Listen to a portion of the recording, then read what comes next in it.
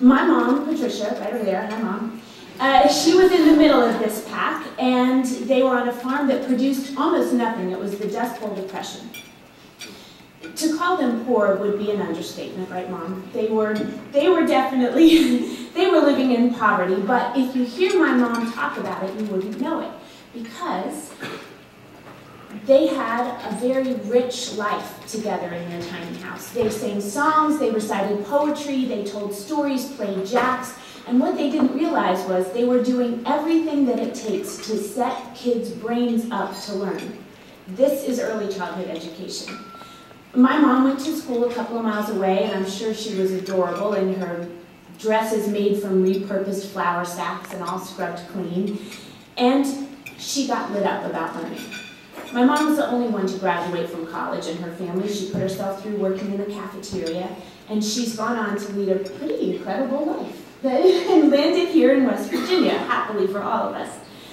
Now, growing up here, I witnessed a different kind of poverty, a more dyed-in-the-wool, generations resigned to generations upon generations of poverty.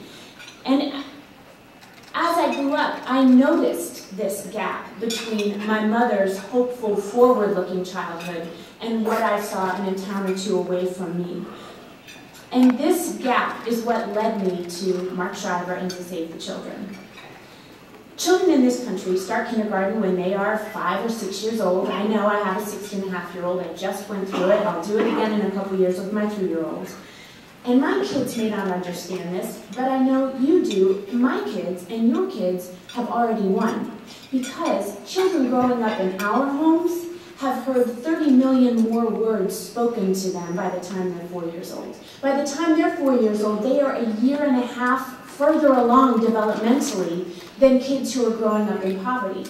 Now, if you're 2.5 developmentally at 4 years old, where are you going to be when you start kindergarten? You've already lost. You're starting kindergarten so far behind, you're playing catch-up before you even are supposed to know how to read, you know, Sam and Dick ran for the dog, I don't know.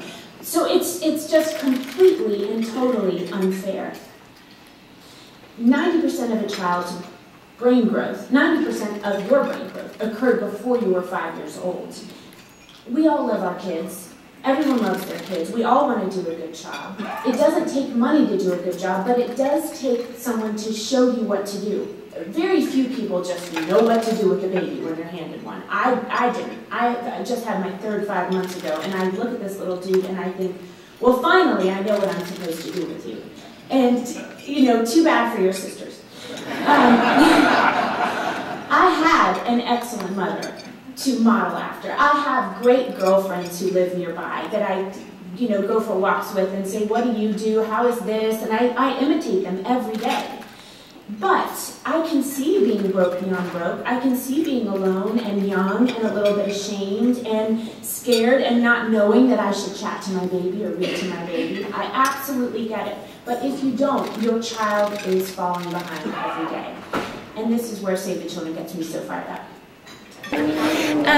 So kids in our early learning program are twice as likely to be at the appropriate age level for this national vocabulary test. Or kids, it's as if they've had 5 months of extra school if they are in our after-school programs. It's important to me to go to the sites. So I like to go to the sites. I feel like my job is to be a witness to what I see going on and to then go out and tell it on the mountain.